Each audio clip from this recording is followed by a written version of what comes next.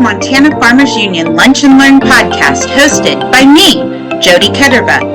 Montana Farmers Union supports its members through education, legislation, and cooperation. This bi-weekly production will help you stay informed and connected to current agricultural issues, news, and events. I'm Jody Ketterba, the Education Associate for Montana Farmers Union. Grab some lunch and let's get right into our updates, news, and today's topic, agritourism. We'll be visiting with Dr. Shannon Arnold from Montana State University, Erin Turner of Turner Farms 406 in Missoula, and Tamara Roberson of Wandering Acres in Forsythe. Find the up-to-date and ever-changing calendar of events at montanafarmersunion.com/news-events/calendar. So what's going on statewide? There's a poultry processing series held in Ronan. Part 2 is on June 19th.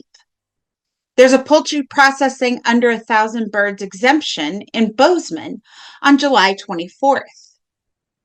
Montana State University field days at all their research centers are coming up over the next several months. So Northern Research Center in Havre on June 20th, Central in Moccasin on June 26th, Eastern in Sydney on June 27th, the Western Triangle in Conrad on July 10th, Northwestern in Creston on July 11th, Post Agronomy Farm in Bozeman on July 17th, the Bart Farm in Bozeman on August 29th, and wrapping them up with the Western in Corvallis September 12th. Montana Farmers Union Camp at Arrow Peak is throughout the summer for youths ages 8 to 18. There's still openings, so check those out. In District 1, we have an organic farm tour that's being jointly held with Montana Organics Association near Great Falls on June 25th. In District 2, there's a joint Teton Liberty Tool local meeting following the Western Triangle Ag Research Center Field Day in Conrad on July 10th. In District 4, we have a kids' day camp for Rosebud and Treasure County youth at Forsythe Community Gardens, grades 4 to 6 on June 14th. There's also a kids' day camp for Powder River County at Cottonwood Park, grades kindergarten through 3rd, June 20th, and grades 4 through 6, June 24th. District 6, Ladies Who Ag, Pasture Tour and Noxious Weed ID in Victor on June 25th. There's a Western Local Revitalization meeting in Missoula on June 26th. Montana Farmers Union will again be celebrating family farmers and ranchers whose land holdings have been in their family and in operation for more than 100 years through its Centennial Farm and Ranch program during Montana Farmers Union annual convention this year. When an MFU member reaches this milestone, they're honored during our annual convention. In addition, they receive a commemorative plaque, and their story and accomplishment are publicized statewide. If your operation has reached the 100-year milestone, simply submit your email or mail a farm biography and picture to Rachel Prevost. What's going on in our news and headlines? Well, Walter Schweitzer, the president of Montana Farmers Union, says don't rush any old farm bill. He joined the National Farmers Union leaders in meetings with House Ag and Senate committees about each of their versions of the 2024 Farm Bill. Based on those decisions, a tight timeline, and a need for modifications to both versions, he's not optimistic about a passage of a 2024 Farm Bill, but foresees another extension. Farmers Union believes the best way to predict the future is to create it. That's why they're working to help forge a farm bill that will create a strong future for family farmers and ranchers. There are roughly 30 days between now and the general election when both the House and Senate are in session. That's not enough time for proper debate, compromise, and a passage of a farm bill that strengthens family farms and ranches. Some are advocating to pass a farm bill now, but Farmers Union is advocating to pass the right farm bill. Rachel Prevost, Membership Director of Montana Farmers Union, wants you to know that the National Farmers Union has their Beginning Farmer Institute, and the application closes July 1st. National Farmers Union Beginning Farmers Institute is a free online 10-week intensive program intended to improve the health of your farm or ranch business. The program's open to producers age 18 and up and is inclusive of all operation types and scales of production. Each cohort is selected through a competitive application process. If accepted, you will attend online seminars, network with peers, pursue independent learning activities, and receive one-on-one technical assistance. So let's talk agritourism. What drives Montana's economy? One huge industry is agriculture. 62% of the 58.1 million acres of land in Montana is dedicated to farming and ranching. The majestic landscapes, entrances to 2 national parks, many outdoor adventures, all brings in over 12.5 billion non-resident tourists, totaling over $5.15 billion in spending. Today, we're going to talk about combining these two industries in a growing trend called agritourism. Montana officially put agritourism on its books with the 2017 legislative session. Agritourism was added to the Montana recreational activities in which participants assume the liability for inherent risks with passing of House Bill 342 into law on March of 2017. The official definition is a form of commercial enterprise that links agriculture production or processing with tourism to attract visitors to farms, ranches, or agribusiness for the purpose of entertaining, with tourism to attract visitors to a farm. The purpose of entertaining or educating the visitor. There's a lot of wiggle room in this definition to include all kinds of direct marketing, education experience, and recreation or event-based businesses. Some examples could be roadside production stands, pick your own fields, farm tours, bed and breakfast for farm life, wine tasting at vineyards, workshops and camps, farm-to-table dinners, harvest festivals, corn mazes, hay rides, and so much more. How is agritourism beneficial to producers? It can provide cash flow during the off-season, sell products grown on your operation, and share your passion of agriculture with others. How is agritourism beneficial to consumers? The public can learn where their food is grown and the truth about farming methods. It can provide local, fresh produce and meat and engage youth in learning opportunities, not to mention the adults. The staff of Abundant Montana published the Montana's Agritourism Manual. This guide was developed with support from the USDA Farmers Market Program Promotion Program, Agritourism Working Group of Montana Department of Agriculture, Department of Commerce, MSU Extension, the Governor's Office of Economic Development, the Food and Agriculture Development Center Network, and Montana Farmers Union. All these groups put this publication together, and it's available to download from the Resource Center at aeromt.org. It's designed as a jumping-off point to help launch agritourism and gain a deeper understanding of connecting communities and farms. Another resource for growing agritourism in Montana is the website montanaagritourism.com. Here you will find an educational platform containing a series of podcasts, education resources, videos, and information on agritourism. One of the features is an advice from the expert section, which includes several questions that have been posed by members, including the legal aspects of agritourism. Do you want to find a local food or farm? Want to get listed where others can find you?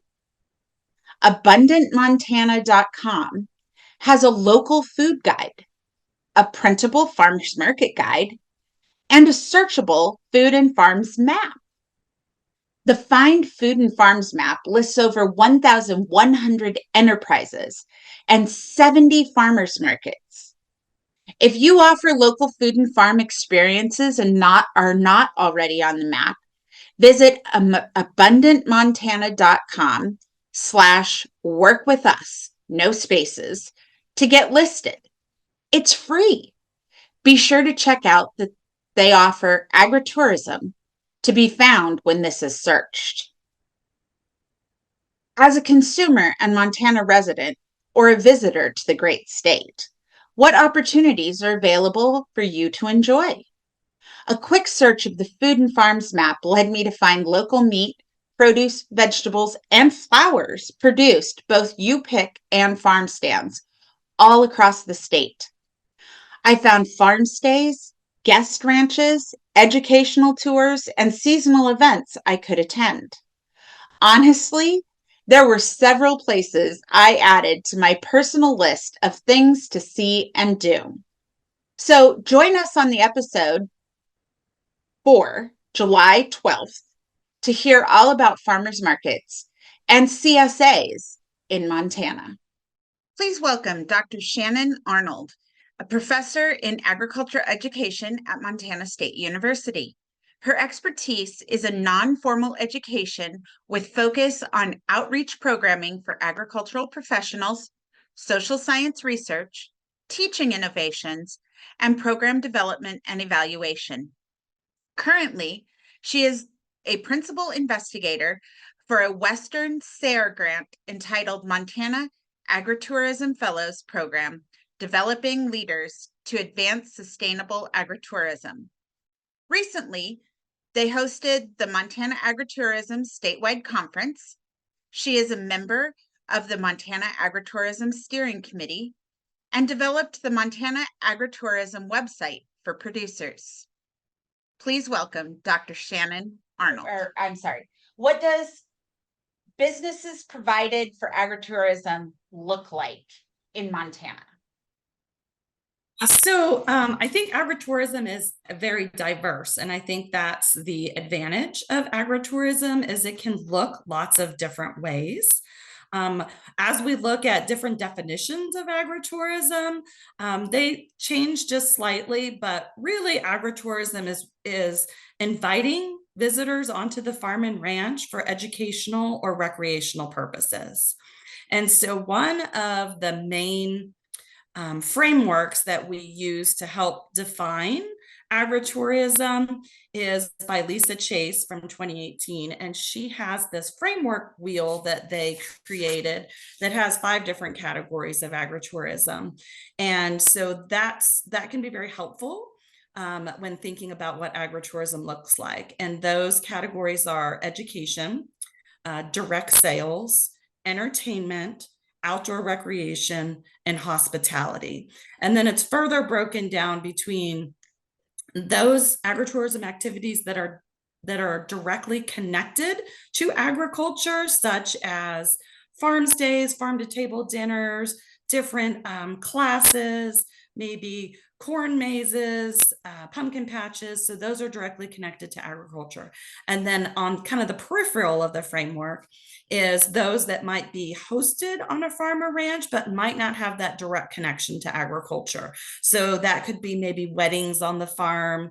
It could be maybe just an outfitter, something that is just located on the farm but lacks maybe that direct connection. But all of those can be considered agritourism. House Bill 342, that's kind of what also, and the manual that was developed in 2017, 2018 was one of the other reasons that I wanted to pursue this line of research and education. But as a result, so I did get a Montana Department of Ag specialty crop block grant back in 2018.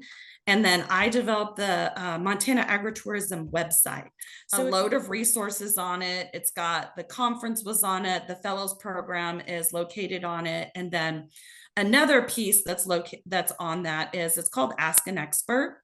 And so we did some research on what are some of the top concerns, and how do producers get started. And so there's about, I think there's 5 different, you can call them podcasts or interviews, and they're kind of a mix of different experts that provide advice on like starting a business or marketing or legal issues. So I know you just finished up a cohort of agritourism fellows.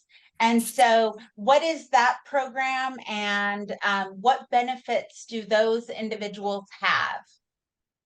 Yeah, so we just, we're still completing this program. It's called the Montana Agritourism Fellows Program. And this was funded by a Western SARE grant. And we are in our 2nd year of the program. And essentially, we have a cohort of 12 leaders. They're mostly producers with 1 representative from Department of Commerce and 1 from Department of Ag. And so we've spent the last year and a half traveling across the state. We've had 4 different multi-day seminars looking at what agritourism looks like across the state. And these producers are either have agritourism as part of their farm and ranch, or looking at integrating agritourism into their ranch. So why are you spending the time and energy on Montana agritourism? What is the draw for you? Yeah, so as a professor, part of my goal is to provide outreach education to stakeholders. And my stakeholders, one of my stakeholders is agricultural producers. I also have a personal interest in agritourism. I think it's probably one of the best ways to be able to educate the public about agriculture.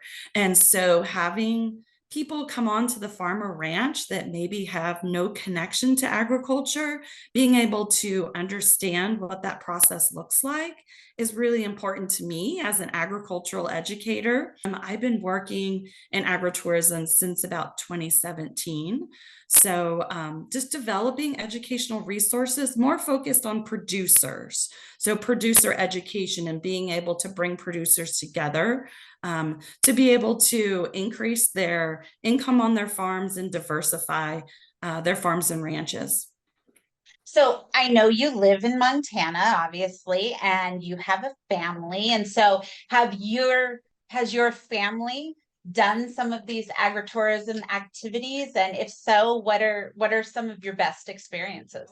I always try to promote agricultural education with my family and beyond. So whenever we can, go to the local farmers market or go to UPICS or, participate in some of the entertainment. Obviously, my family likes to participate in the corn mazes, the hay rides, the farm festivals. So I always try to encourage them to understand the importance of agriculture and the importance of growing up in 4-H and FFA.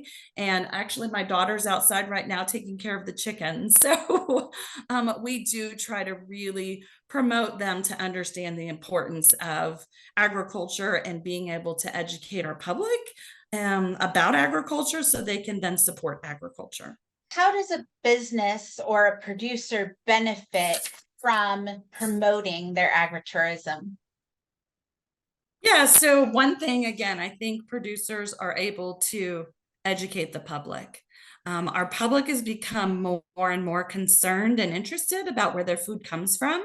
And so this is a way for them to be able to educate them about this is where your food comes from. It's a way for them to have direct contact with producers. So, they can go to the farmer's market and see the products, but being able to go and visit the farm can help the public really appreciate what goes into producing their food. So I think that's really important. So if we want them to be able to understand and support agriculture, we need to be able to have them onto our farms and ranches, whatever they look like. Agritourism can range from a very small couple acre farm to thousands of acres. And that's what makes it so exciting, is you can make agritourism whatever you want based on what you have to offer. I think one of the advantages is not only adding to their revenue stream, so maybe they can have direct sales, or maybe they can get income from some of these different activities.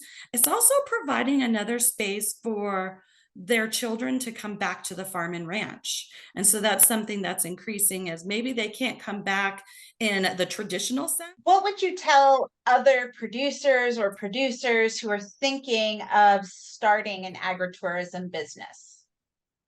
Yeah, I would say reach out to, and that's one of my goals, is to have an association so that they can have regional representatives that they can reach out to, and ask them about, what are you doing with agritourism?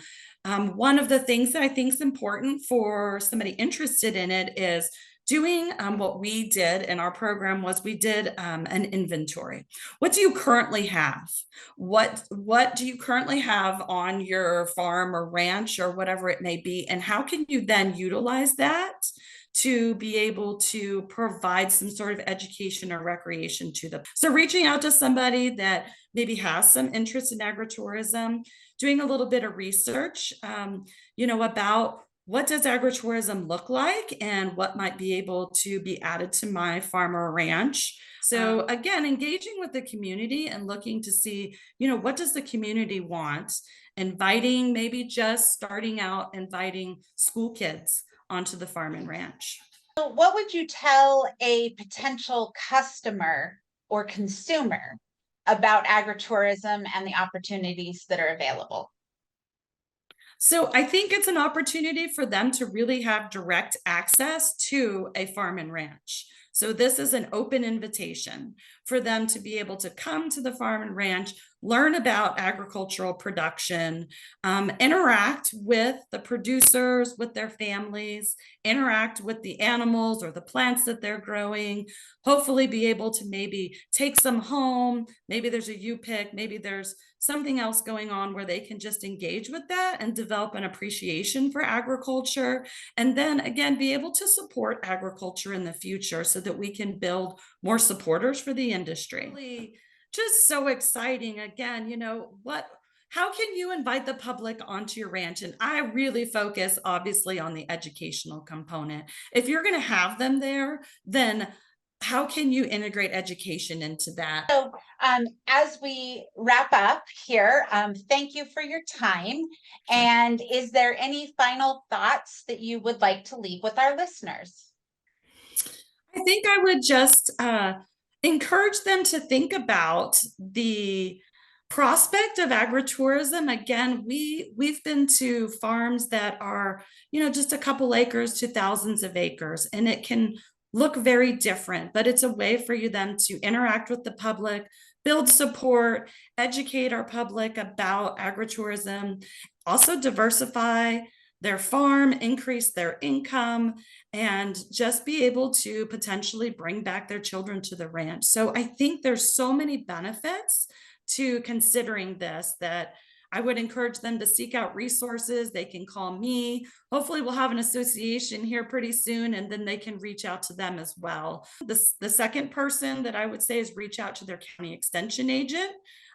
They have connections and know their counties as well. And then also the food and ag development centers.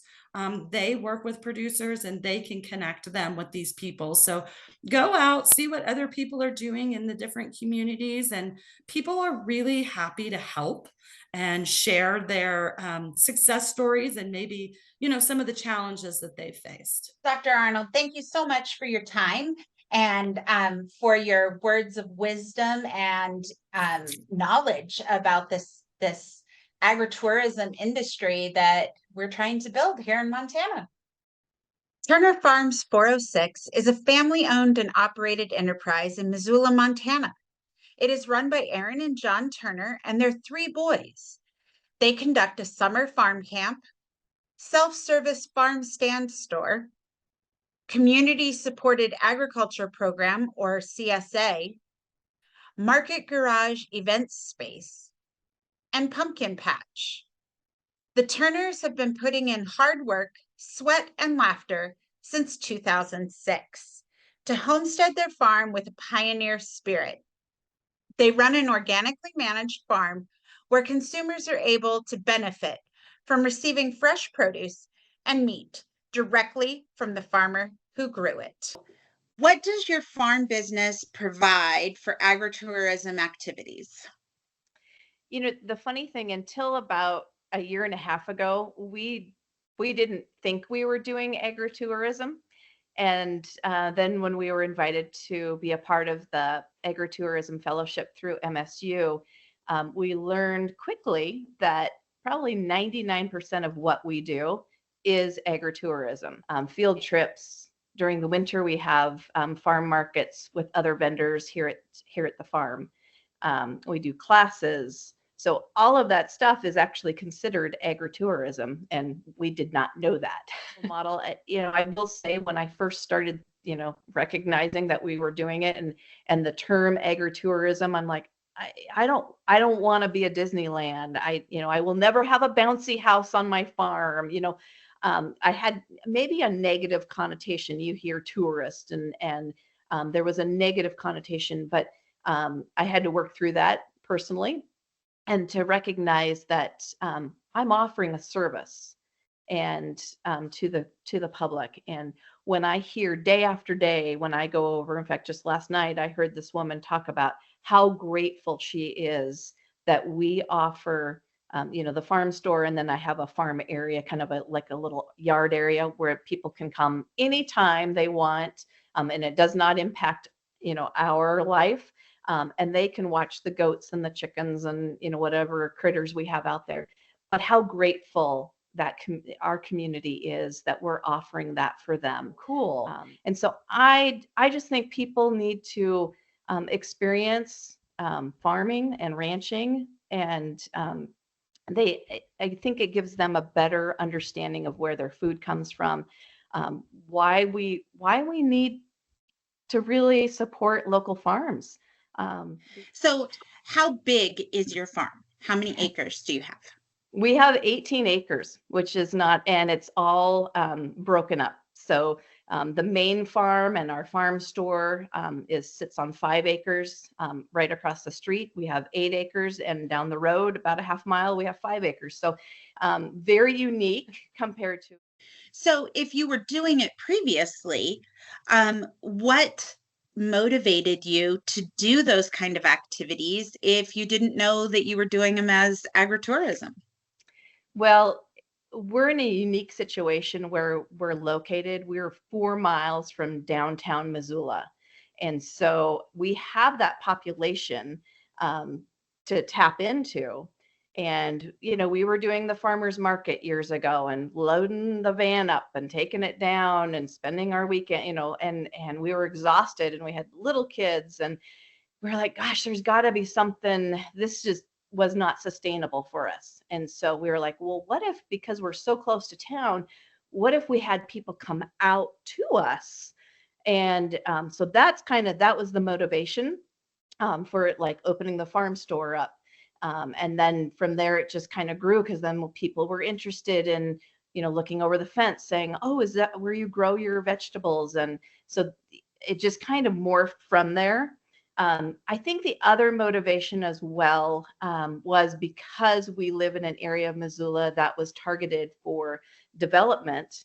And those of us that lived out here, we're kind of fighting against that, that real high density development. We actually saw that as an opportunity for people to have people here, have them fall in love with our farm and that whole idea of local agriculture, so that when that argument came with the city council and local government, that people would be like, well, wait a second, we love Turner Farms. We love being able to walk to the farm, ride our bikes to the farm, whatever it is. And so there was some motivation there as well. And so, like I said, everything just kind of morphed. And my husband and I really, truly believe that, when something, when we get an idea, and if things just start to kind of fall into place, then it was meant to be. And we pursue that, wholeheartedly. Else. I mean, we keep, we'll try different things and we're like, no, that didn't work, but let's try this. And really listening to your customers too. What is it that they're looking for?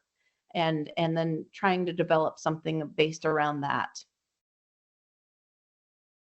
So, what are some of the benefits that you have found by opening your place up to agritourism and to the public?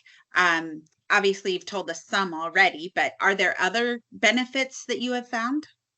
Oh, absolutely. I mean, I think the most important one for us is, we were able to stop doing the farmers market, and be able to sell our produce and our meat directly from the farm, which then allowed us a lot more time to be able to do the work that we're doing. And so that it gave us back some time. It brought people to the farm. It put people in that situation where they were able to meet their farmer, be able to see where their food was growing. A lot of times, like if somebody comes in and they're like, hey, I'm looking for okra. I'm like, oh, we're out in the farm store. Come with me. We'll go pick it. And so they actually get the experience of watching their food get harvested. So I think that's a huge benefit, especially in today's day and age. The other benefit that we're seeing now as well is that it is providing an opportunity for our second generation. John and I are first generation farmers, but it's offering that opportunity for that second generation to come back to the farm because there is income potential there. We're able to offer that to our kids. Our oldest graduated 2 years ago from MSU in agribusiness, and he is now back on the farm and kind of making his own niche. He's not. So, what would you tell another producer who's thinking of starting an agritourism business? Evaluate your capabilities, evaluate your space. Where are people going to park, and where are they going to be okay, going to, and what is it that you're really trying to accomplish? Is it that you want to share what you have and your love of farming, or is it that you're just looking for an income? I tend to find that if you're just looking for income, that it might not work as much as if you're wanting to share your passion and the beautiful space that you have. The money will come after that, but starting with just sharing what you love and what's so special about your farm business. That's where my love tank gets filled. Listening to the folks and knowing that we're offering a service to them, and it's meeting a need in our community. And so don't be afraid. Go out there, try it. I mean, the worst, if it doesn't work, then try something else. So your farm store is a self-serve type store. Right. Have you run into problems with that? We have not a lot.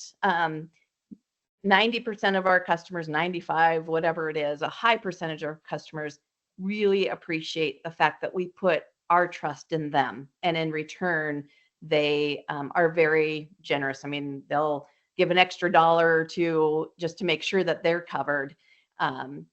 But a couple of years ago, we did have a significant amount of money, and we just had an old cigar box with money in there, and it was disappearing. What's funny is we decided there were 5 other farm stores in our area, and they were all getting hit as well. And so we all decided that we needed to send a message. And so rather than just, chalk it up to we're just going to be generous and let them do it, we said we need to send a message that it's not okay. And so we did. We actually put a thing out on Facebook and asked if people knew who this person was. And within 30 minutes, we had, I could tell you her entire schedule of the day. And so, because people said, this is wrong. We love our farm stores and we love our local farms. And so we actually did, we called the police, and so she did get charged. She had to pay the money back to all the farm stands, and she had to write a letter. And we really haven't had that kind of problem since, because I think word got out that the community is really watching out for the local farms and supporting them, and that's not an okay practice. So yes. So I know one of the concerns of people who are thinking about doing some kind of agritourism is, what are going to be the disadvantages? What's going to be the problems we encounter? And I don't really want to dwell on the negatives, but I do think that we have to address that if we want other people to embrace this practice and embrace this kind of a marketing technique. What kind of disadvantages have you found? Yeah, John and I just did a workshop on this at the Agritourism Conference in Bozeman last month. And we actually have a worksheet. So if anybody's interested, we can send them that worksheet. And it has all these kind of thoughts before you start a practice, an agritourism practice, things to think about. And yeah, whether they're negative or whether they're just thinking points, they're things that people need to think about. You need to evaluate your own personal connection with the public. If, a lot of times farmers and ranchers are very antisocial in a sense. And and I get it. I mean, I know my limits. My husband's a lot more outgoing and gregarious, and he, being with people just fills his love tank. So I recognize my limits, and I think that's something that I would tell other folks too, is, evaluate that. I mean, how much do you like to be around people? And then, tailor whatever you're thinking about doing around that. If you can handle people for a weekend a year, then, have a festival on your farm, or, whatever it is. And other ways too. I mean, for us having a self-serve farm stand, we're not out there every single day interacting with the public. And so that allows us a little bit more, privacy in that sense. Other things to think about that are, negatives in the sense of having the public onto your land, and recognizing that not all of them understand to stay off the tractors, don't pick up tools, especially if you have kids that are running around as well. So, insurance plays into that. You do have to have insurance, unfortunately, to protect yourself. But then, when we open up our farm, we open the whole thing up in October for the public. And we do have kind of people placed around, just kind of watching and making sure, because they don't understand, don't feed the animals this or that. Kids like picking the gourds off the gourd tunnel and throwing them at the cows. And well, that's not okay. So those are some of the things that you have to, you do have to kind of put up with. But for us, the positives far outweigh the negative things. But there's definitely things that you need to evaluate and look at. So, how do you promote and advertise your enterprise? What do you do to get the word out that you're there? The funny thing is, it's social media. We really have not done a whole lot of other advertising other than Facebook and Instagram.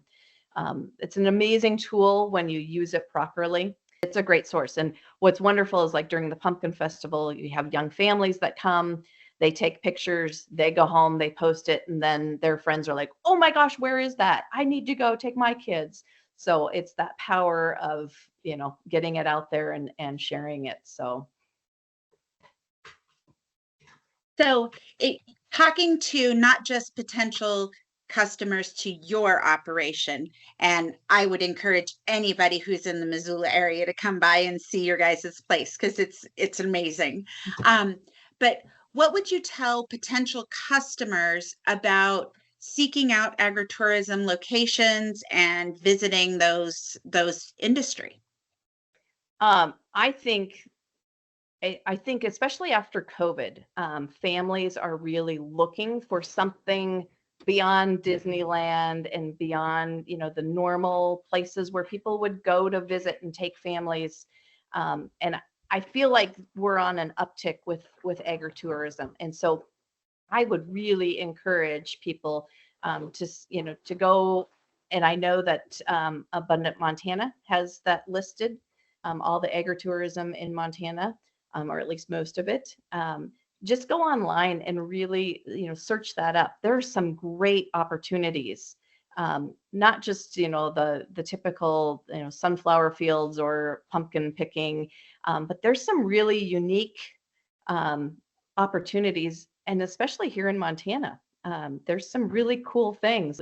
That is actually the reason why about 15 years ago we started doing farm tours for the schools, because we had my youngest son's preschool class come out just for fun. And, anyway, it was, we were standing by the potato patch and my husband pulled up a potato and he held it out and he's like, "Hey guys, where do French fries come from?"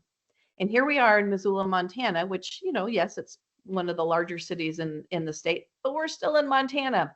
Those kids should know where their food comes from. And those kids did not. They battled between Arby's and McDonald's and Wendy's, and even the parents were jumping in. And we were like, "No, it comes from a potato."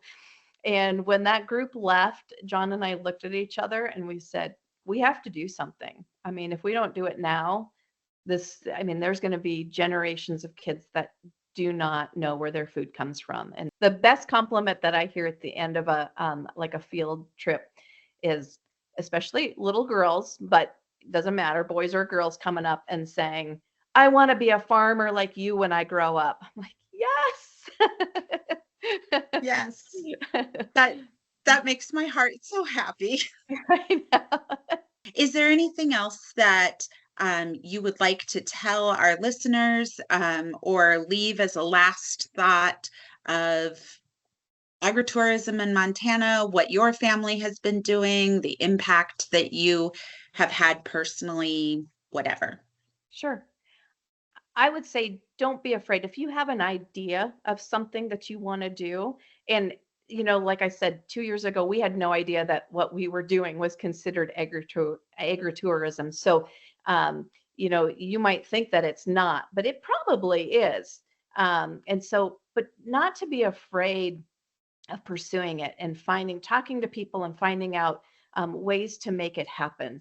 I just think that as farms and ranches transition and change in this day and age, that we do have to look at the sustainability model business wise, and can we continue to do what we've always done? I see so many farmers and ranchers getting older and kids not wanting to come back.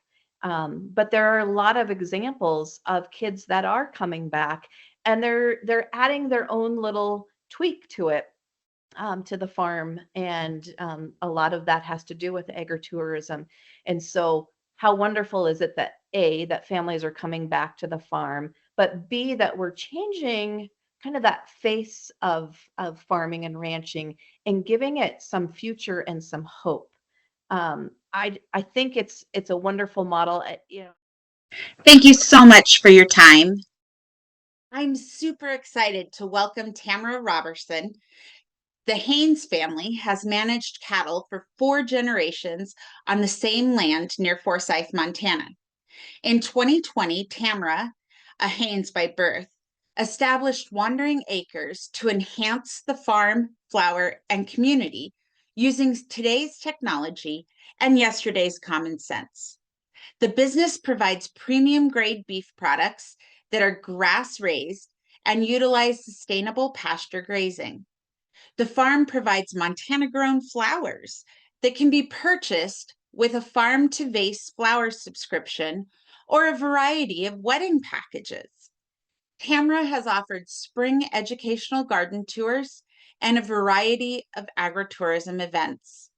She's a recent finalist for the Montana Agritourism Fellows Program. Let's welcome Tamara Roberson. Well, hi, Tamara. How are you? I'm good. How are you doing? It's so nice to be here. Thank you for having me. Absolutely. So, can you tell us a little bit about what your operation looks like, how big it is, what you do, what you provide? Yeah, absolutely. So, Wandering Acres is a combination. We have a flower farm that is covering about 1 acre of our property. And then we also have a commercial cow calf operation that is over the rest of it. Traditionally, we were a spring wheat, winter wheat type of crop producer. And when my husband and I decided to take over the ranch, we really kind of looked at what our area needed and what we were able to do and what kind of worked for our schedule.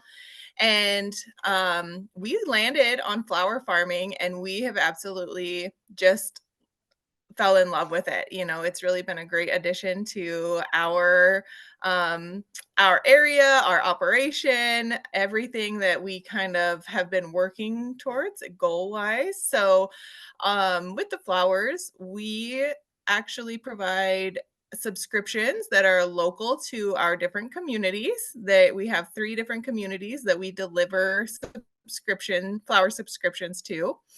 We also do some on-farm events that are private events, and so they include a private garden party where people can come out and bring their friends and or loved ones, whoever, and they just get private time in the garden. I teach them how to cut flowers and enjoy the landscape and enjoy um, just being out of nature, you know, really just kind of leave the dirty dishes at home and come and relax and enjoy. So that one's really fun. We like to call that our wander and graze night because we offer some snacks and drinks and stuff with that. And then we've been doing some tours as well. So we really love in the springtime getting the little kindergarten through 3rd grade out here. They have a blast just learning about flowers and learning about soil and prepping the soil for the season and kind of what that looks like. And then the other thing that we really dove into pretty hardcore this summer is the wedding scene. So we are offering full service weddings and kind of an a la carte menu as well. If you just, you know, have a wedding that needs a few items, not an entire decorated, but we, this season is our largest season so far. So we're really excited about that. Yeah. And so we also just redid a farmhouse that we are now offering up as kind of a vacation rental spot to add to our, you know, on farm experience that we have. So fun. Well, I was just looking at the pictures, and the flowers that you have done for the weddings is absolutely gorgeous. So when did you guys start doing the flower farm?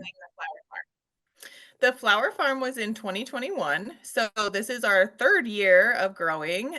We were able to buy the ranch in 2020.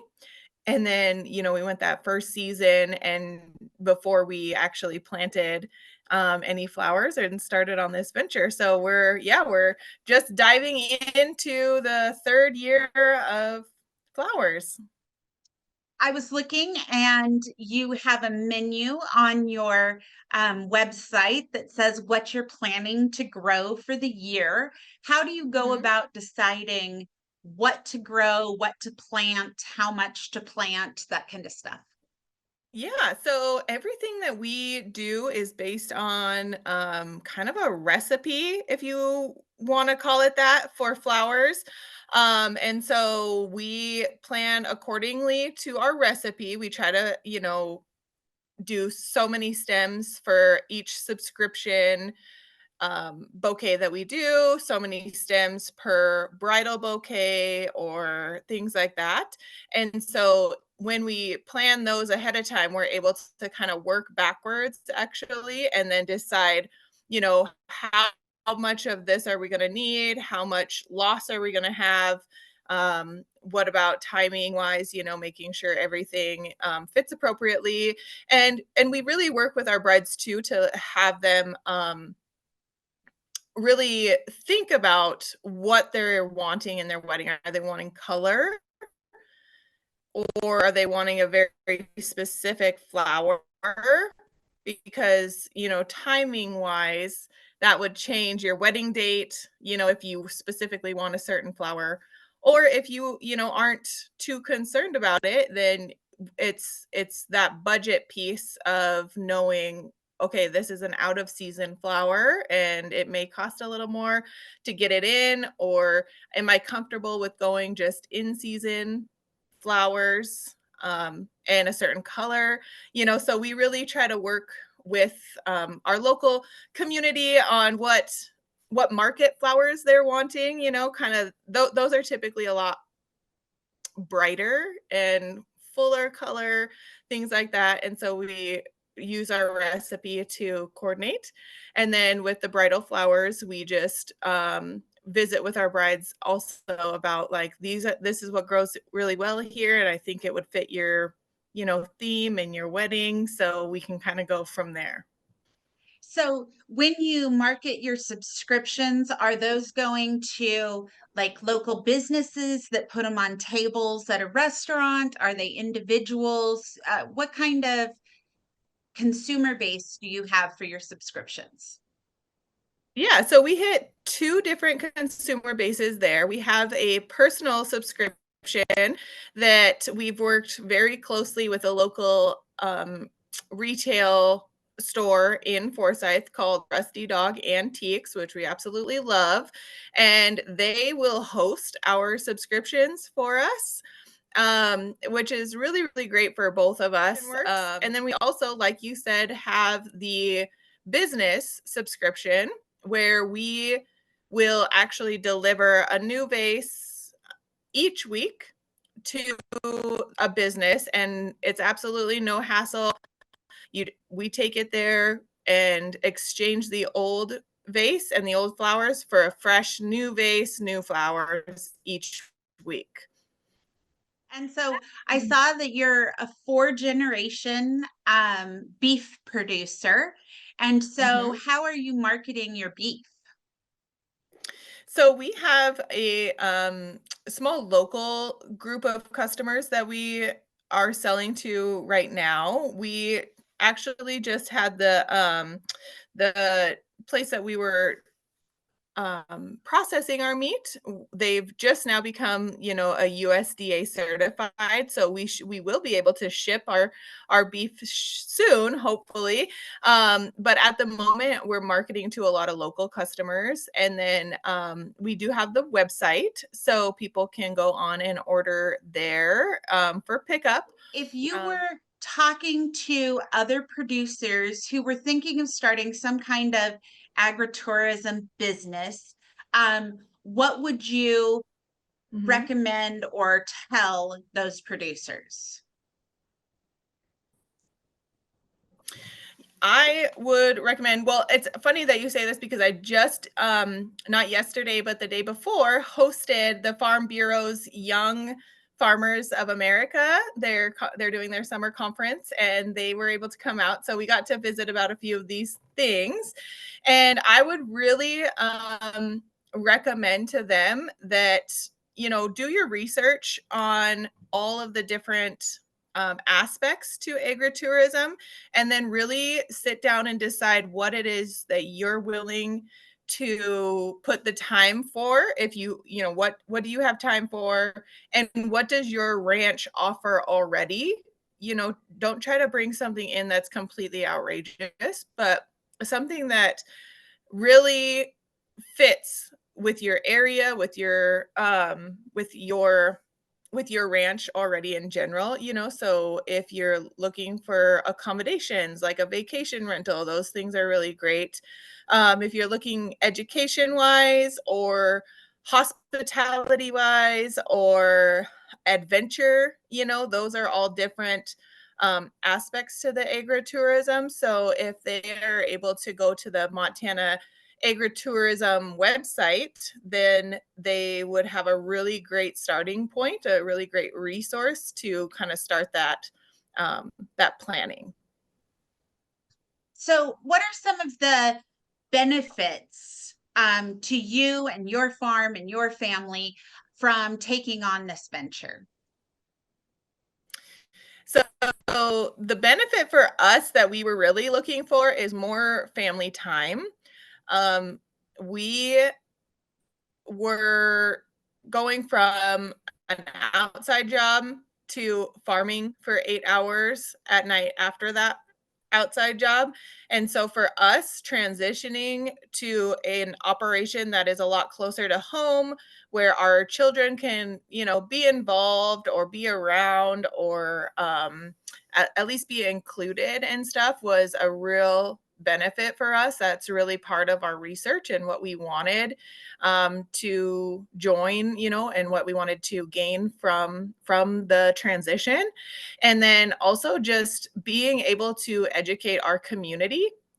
We've really, really enjoyed bringing out the tours and then just visiting with other people, and like this, jumping on different podcasts to tell everybody about the I guess the transition that is possible, and making it just a real asset for our community as well, what we find in the benefits. So obviously, there are always two sides to every story. So what are some of the disadvantages that you have found in going this direction? So the one disadvantage is that, our flower farm is one of the farthest east in Montana. And a lot of the flower farms that are more western Montana, a few of them, start Billings wise and then just head west, is really trying to navigate what grows in our zone versus what grows in western Montana, and those differences, and just really, really trying to accommodate, because I want to be able to, have those same standards as the Western Montana flowers that come up, and they're so gorgeous and they're doing such a great job, and they really have a kind of a head start on that over what I have. And I found that as a disadvantage is that just not having any experienced flower farmers in my area to kind of go back and forth with. We've got there's two flower farms in the area that are my go-to, and that's the Rimrock Flower Farm, and then there's another flower farm just a little bit farther west that we really kind of bounce ideas off of. But that would probably be the biggest disadvantage, is just knowing what can grow in our area versus other parts of Montana. What would you like to tell potential customers or consumers, not just yours, but across the state, about local tourism and local suppliers? Yeah, I think that really doing the agritourism is going to be super huge in Montana. I really think it's really blowing up, and it's a wonderful tool for Montana in general. And then also it's a great tool for diversification in the small farms that might be feeling some pressure right now to, stay above water. And I think that looking into these options, that they really will find that there's an unlimited amount of potential And that for customer wise, really look outside of the norm and think outside of the box and add it to your vacation. Really look at the different places to visit in Montana, because you're going to be surprised, like I was when I went through the Agritourism Fellowship Program, at the amount of people who are already offering tours, and they are already wanting you on their place, and they really want to share how wonderful Montana is and what Montana has to share. I think if you do just a little bit of looking, you're going to find some pretty spectacular places to visit around the state. So I really appreciate you taking your time and sharing with us your very unique agriculture venture. And I love the garden party idea. That sounds so much Thank fun. you. I'd love to come do that. So are there anything that you'd like to leave with our listeners as final thoughts or final comments? So I really also appreciate you reaching out to me and letting me be a part of this. I've really enjoyed visiting with you as well and meeting you. And, as my last and final thoughts, I think, just visit Montana. I think it's a place. I've learned so many avenues of exploring Montana agriculture as a consumer, and have initiated ideas for expanding revenue streams for farmers and ranchers with agritourism. Our guests were so full of knowledge, passion, and energy. If you're a Montana agricultural producer, I challenge you to look at the Montana Agritourism Manual at aeromt.org and the montanaagritourism.com website, and the materials at abundantmontana.com. Do an inventory on your business and see what opportunities you already have, could offer, or would like to develop. Reach out to these amazing resources for help. If you live or vacation in Montana, I challenge you to visit the interactive food and farm map at abundantmontana.com and find a farmer's market or farm stand to visit. Accept the challenge to try something new and take an adventure with an agricultural tour, event, or festival.